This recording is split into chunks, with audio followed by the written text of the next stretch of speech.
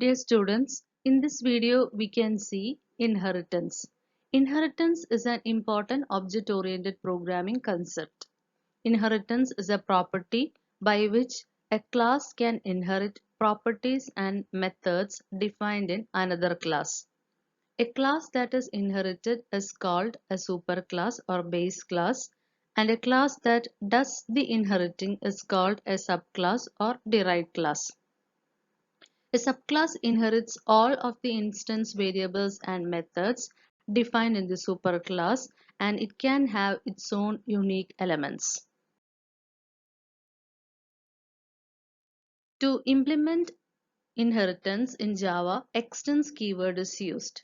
When you declare a subclass, you have to specify class, subclass name, extends keyword, then superclass name. Then within a pair of curly brackets, you can define member variables and functions of subclass. A subclass can specify only one superclass.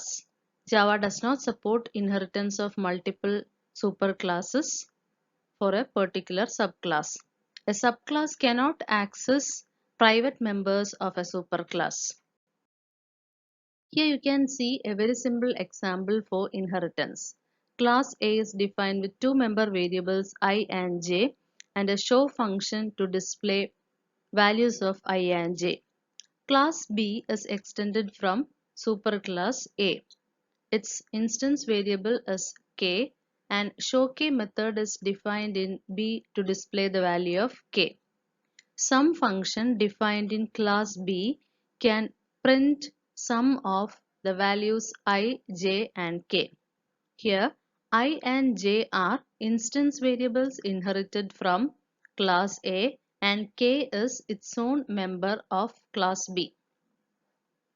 After writing the classes A and B, I have written a simple class symbol inheritance to test A and B. Object of A is given the name superOB and object of B is given the name subOB. From this program, you can identify how superclass variables and subclass variables are accessed and how the functions are accessed. The basic idea presented here is a subclass object can access all the member variables and member functions of the superclass. Here you can see another example. Here class A is having two member variables I and j where j is a private member. Private member j cannot be inherited by any subclass of class A. Class B is written by extending class A. Its member is total. So class B will be having inherited member I and own member total. In some class, if I am trying to access j by writing I plus j to assign to total, I will get a compilation error because j is a private member of class A. It cannot be inherited by class B. So this is what is meant by private members are not accessible to subclasses. Now we can see what will happen to constructors or in what hierarchy the constructors will be executed when we create an object of a subclass. In a class hierarchy, constructors are called in the order of derivation, that is from superclass to subclass. That is, superclass constructors will be executed before executing subclass constructor. Suppose class A is defined with only one constructor. Class B extended from A is also having a constructor. B is extended from class B and having a constructor. Then class test ABC is having main method and in that I am creating an object of class C. When I am creating an object of class C, because class C is extended from B, constructor of B has to be executed, but B is already inherited from A, so A class constructor will be executed first, then class B's constructor, then constructor of class C. Now we can see a keyword, that is super. Whenever a subclass needs to refer to its immediate superclass, it can do so by the use of the keyword super. Two uses of super keyword are to call superclass constructor or to access a member of the superclass that was hidden by member of a subclass. To call superclass constructor, you have to use super, then a list of parameters. If you are using super for calling constructor, it must be used as the first statement executed in the subclass constructor.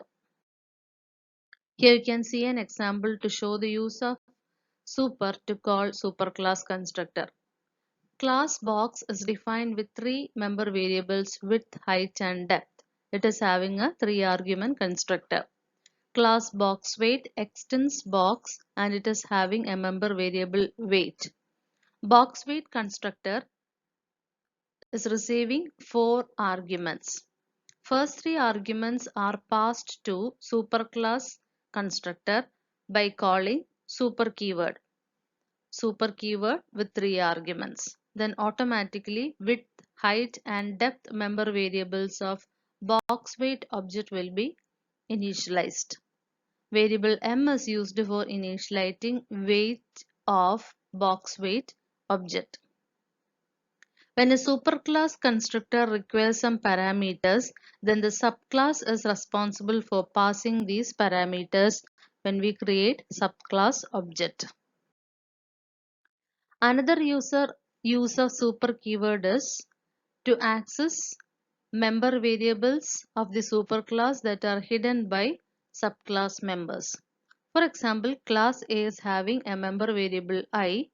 Class B is extended from class A and it is also having the member variable I. When there are two member variables of the same name, that is inherited member and owned member, both are having the same name here. In that case, to refer to the inherited member variable or superclass member variable, we can write super dot member variable name. In this case, super dot I. Super dot I refers to I in A or inherited I from A. Symbol I refers to I of B.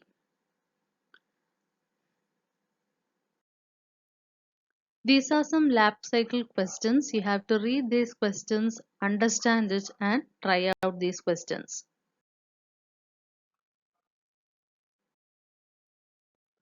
Next is method overriding. If a method defined in the subclass has the same signature and return type as that in the superclass, then subclass method overrides or hides the definition of the superclass method. Signature of a method consists of name of the method, number of arguments it takes, the data type of the arguments, and the order of arguments. Return type of a method is normally not treated as a part of the signature. A class cannot have two methods having the same signature. We have already learned that even if Java supports method overloading, we cannot have two methods with the same prototype. If method names are same, their parameters must be different. In method overriding, a subclass method overrides or hides a superclass method if both are having the same name method. For example, class A is defined with two integer variables I and j.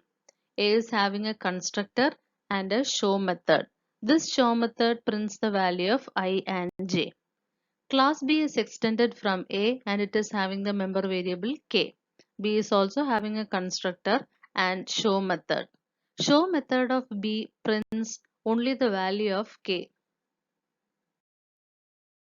Now, if you are creating an object of class B and calling the show method, in this case, compiler will get confused. Normally, it should get confused because we are having two show methods. One show method is available in B class and there is a show method inherited from A class.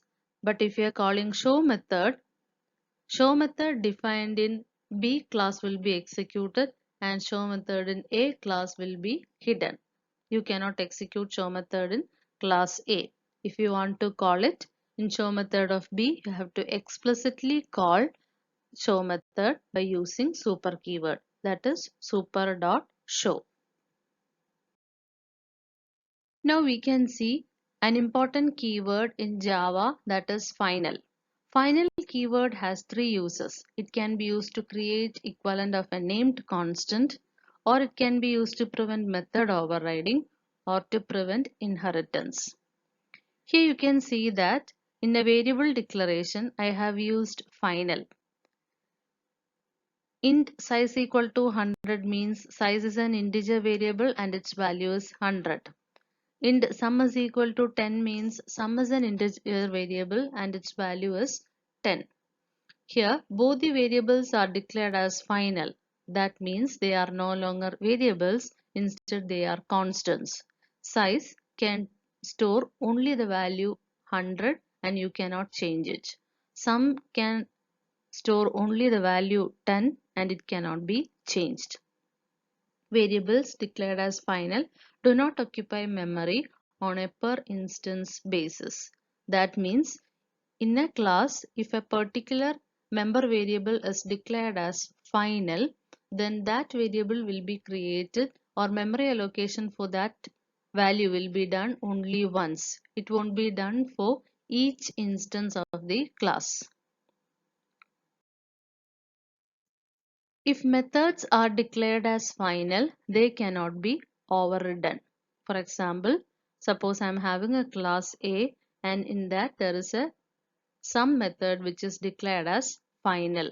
That means if class B extends A, you cannot write sum method again because sum method in the superclass is declared as final. You cannot hide that method by writing a sum method again in the subclass. This is a very important property and requirement of Java program.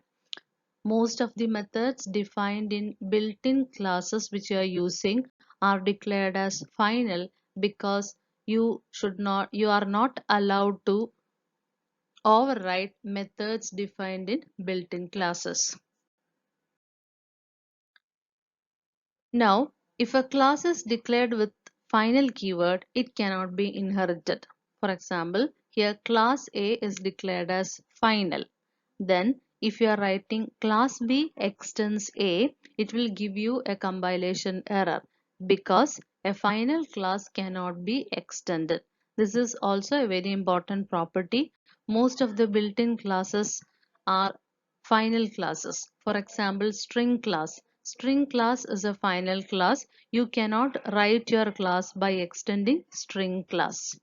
So these are the three different uses of final keyword. I hope you got an idea about inheritance, super keyword and final keyword. Thank you.